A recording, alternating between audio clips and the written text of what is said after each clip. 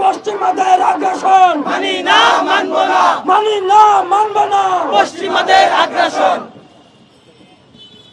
আসসালামু আলাইকুম। প্রিয় সাংবাদিক ভাইরা, উপস্থিত আরো যারা আছেন, আপনারা দেখতে পাচ্ছেন আমাদের ব্যানার। আমরা আজকে কি উদ্দেশ্যে ঢাকা বিশ্ববিদ্যালয়ের পিএসসির রাজু চত্বরে দাঁড়িয়েছি। আমাদের একটাই মূলত আজকে প্রধান দাবি, সেটা হচ্ছে অন্তর্বর্তী সরকার জুলাই গণ অভ্যুত্থানের মাধ্যমে প্রায় 1400 থেকে 2000 শহীদের রক্তের বিনিময়ে যে সরকার প্রতিষ্ঠিত হয়েছেন, সেই সরকারের কাছে এদেশের জনগণের অনেক দাবি দেওয়া ছিল। কিন্তু আমরা দেখতে পাচ্ছি জুলাই গণ অভ্যুত্থানের সাথে, শহীদদের সাথে বেইমানি করে বর্তমান অন্তর্বর্তী সরকার জাতিসংঘের মানবাধিকার কার্যালয়ের সাথে চুক্তি করে জাতিসংঘের একটা কার্যালয়কে বাংলাদেশে অফিস খোলার অনুমতি দিয়েছে। আমরা আজকে বিক্ষুব্ধ শিক্ষার্থীবৃন্দ ঢাকা বিশ্ববিদ্যালয়ের পক্ষ থেকে এর তীব্র নিন্দা ও প্রতিবাদ জানাচ্ছি। কেসারেন শেকড় থেকে শিখরে। সরকারকে বলবো অতি দ্রুত জাতিসংঘের মানবাধিকার কার্যালয়ের সাথে যে চুক্তি করেছেন সেটা বাতিল করতে হবে। বাতিল করে বাংলাদেশের যে মানবাধিকার কমিশন রয়েছে সেটাকে সচল করতে হবে। আজকে আমরা তাহলে কেন, প্রশ্ন হচ্ছে কেন আমরা মানবাধিকার কার্যালয়ের বিরোধিতা করছি? আমাদের প্রেস রিলিজ দেওয়া আছে, মূল বক্তব্য এখানে দেওয়া আছে। 4টা গুরুত্বপূর্ণ ইস্যু আমাদের সামনে এসছে, যে 4টা ইস্যুর কারণে মূলত আমরা জাতিসংঘের মানবাধিকার কার্যালয় যে ঢাকায় স্থাপিত হয়েছে এর বিরোধিতা করছি। 1 নম্বর হচ্ছে সার্বভৌমত্বগত সমস্যা। ঢাকায় যদি মানবাধিকার কার্যালয় চালু থাকে তাহলে বাংলাদেশ অস্থিতিশীল হবে।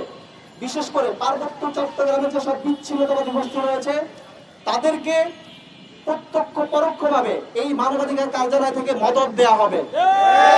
কাজেই পার্বত্য চট্টগ্রামে গ্রাম নিয়ে যে ষড়যন্ত্র রয়েছে দেশীয় আন্তর্জাতিক, সেই ষড়যন্ত্র আরো বেশি ত্বরান্বিত হবে। আপনারা জানেন কিছুদিন আগেই বিভিন্ন পত্র পত্রিকায় লেখা হয়েছে 2035 সালের মধ্যে সাউথ এশিয়ার, দক্ষিণ এশিয়ার মানচিত্র পরিবর্তিত হবে। আজকে মিয়ানমারে যে যুদ্ধ চলছে, বিশ্লেষকরা মনে করছেন সেই যুদ্ধটা হচ্ছে সেই মানচিত্র পরিবর্তনের যুদ্ধ। আপনারা দেখেছেন কিছুদিন আগে আরাকানের গণহত্যাকারী উগ্রবৌদ্ধ জাতি আরাকান আর্মি, তারা আমাদের বান্দরবনের মধ্যে এসে পানি উৎসব, জল উৎসব করে গেছে। আমরা বলতে চাই এই যে সাউথ এশিয়ার মধ্যে যে মানচিত্র পরিবর্তন হবে সেই লক্ষ্যে একই সাথে আমাদের পার্বত্য চট্টগ্রাম নিয়ে যে একটা জো খ্রিস্টান স্টেট অর্থাৎ ইহুদিবাদী একটা খ্রিস্টান রাষ্ট্র তৈরির যে ষড়যন্ত্র চক্রান্ত হচ্ছিল দীর্ঘদিন যাবৎ, বাংলাদেশে জাতিসংঘের মানবাধিকার কার্যালয়ের সাথে চুক্তি এবং অনুমোদন সেই ষড়যন্ত্রের অংশ। আজই অতি দ্রুত বাংলাদেশের সার্বভৌমত্ব বিরোধী, বাংলাদেশের নিরাপত্তা বিরোধী এই মানবাধিকার কার্যালয় বাংলাদেশ থেকে বাদ দিতে হবে। 2 নম্বর বিষয় হচ্ছে আমরা এই সংস্থার অফিসের কেন বিরোধিতা করি। 2 নম্বর কারণ হচ্ছে মূল্যবোধগত সমস্যা। আপনারা জানেন মানবাধিকার কার্যালয়ের ওয়েবসাইটের মধ্যে দেখবেন তারা এম্পাওয়ারিং এলজিবিটিকিউ রাইটস, অর্থাৎ এলজিবিটিকিউ বা সমকামী যারা আছে তাদের অধিকার এবং তাদের ক্ষমতায়ন নিয়ে তারা কাজ করে। কিন্তু আমরা বাংলাদেশের আইন, বাংলাদেশের বিশ্বাস, সামাজিক মূল্যবোধ, ধর্মীয় বিশ্বাস থেকে শুরু করে সবকিছুই এই এলজিবিটিকিউ অথবা এই যে তাদের যে সমকামী যে এজেন্ডা রয়েছে এটার বিরুদ্ধে আমাদের অবস্থান। কাজেই এই মানবাধিকার কমিশনের কার্যালয় যদি বাংলাদেশে হয় তাহলে বাংলাদেশে সমকামীদের বিরুদ্ধে যে আইন রয়েছে, এলজিবিটিকিউদের বিরুদ্ধে যে আইন রয়েছে, সেই আইনের ধারাগুলো বাতিল করার জন্য তারা সরকারের উপর চাপ প্রয়োগ করবে। একই সাথে বাংলাদেশের শিক্ষা প্রতিষ্ঠানগুলো ঢাকা বিশ্ববিদ্যালয় সহ স্কুল, কলেজ, অন্যান্য ইউনিভার্সিটি, মাদ্রাসা সহ সকল শিক্ষা প্রতিষ্ঠানের সিলেবাসের মধ্যে, শিক্ষা কারিকুলামের মধ্যে, শিক্ষা নীতির মধ্যে তারা এলজিবিটিকিউ, এই সমকামিতা, ট্রান্সজেন্ডার ইত্যাদি বিকৃতপনাকে অ্যাড করার জন্য, যুক্ত করার জন্য সরকারের উপর চাপ সৃষ্টি করবে। এই জিনিসটা আমাদের মূল্যবোধের সাথে, বিশ্বাসের সাথে, বাংলাদেশের আইনের সাথে সম্পূর্ণরূপে সাংঘর্ষিক। অতএব আমরা কোনোভাবেই বাংলাদেশে জাতিসংঘের মানবাধিকার কার্যালয়ের অফিস মেনে নিতে পারি না। 3 নম্বর বিষয় হচ্ছে জাতিসংঘের মানবাধিকার কার্যালয় যদি বাংলাদেশে থাকে তাহলে বাংলাদেশের যে আন্তর্জাতিক স্ট্যাটাস, এইটা অনেক ভিন্ন হয়ে যাবে, নিচে চলে যাবে।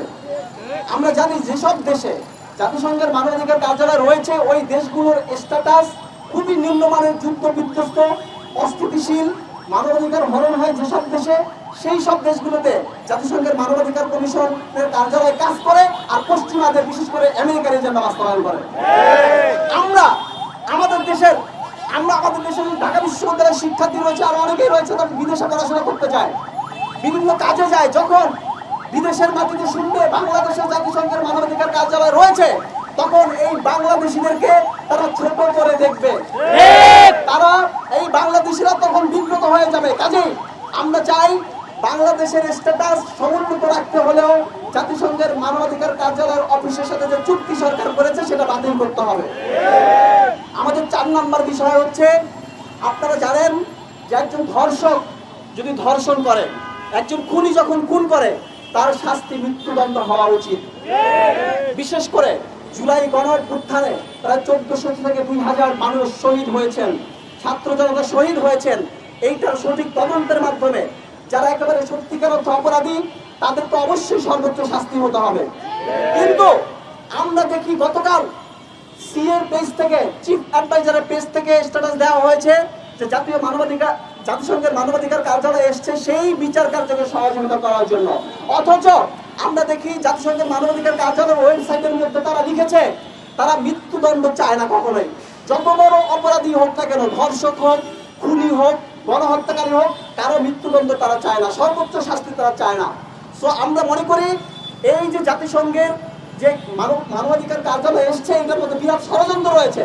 তারা খুনিদের, গণহত্যাকারীদের বিচার কার্যে বরং তারা সহযোগিতা করবে না, বরং বাধা দিবে। তাদেরকে কি উদ্দেশ্যে বাংলাদেশে নিয়ে এসছে ইন্টারিম, সেই জবাব ইন্টারিমকে দিতে হবে অবশ্যই। কাজেই এই 4টি ছিল আমাদের মূল কারণ। আরো অনেক কারণ রয়েছে, আমাদের ভাইরা, আমাদের শিক্ষার্থী বন্ধুরা আলোচনা করবে। এই 4টি দাবির কারণে, 4টি মূল ইস্যুর কারণে আমরা অন্তর্বর্তী সরকারকে বলবো যাতে অতি দ্রুত জাতিসংঘের মানবাধিকার কার্যালয়ের যে অফিসের সাথে চুক্তি করেছেন সেটি বাতিল করে জাতিসংঘ যেখানে ছিল সেখানে পাঠিয়ে দেন। নইলে ঢাকা বিশ্ববিদ্যালয়ের শিক্ষার্থীরা বসে থাকবে না, তীব্র আন্দোলন করে তুলবে সরকারকে। কাজেই আমরা কঠোর হতে চাই না, নমনীয় থাকতে চাই। আপনারা অতি দ্রুত জাতিসংঘের মানবাধিকার কার্যালয়কে বাংলাদেশ থেকে বের করে যেখান থেকে এসছে সেখানে পাঠিয়ে দেন। এই বলে আমি আমার বক্তব্য শেষ করছি। আসসালামু আলাইকুম।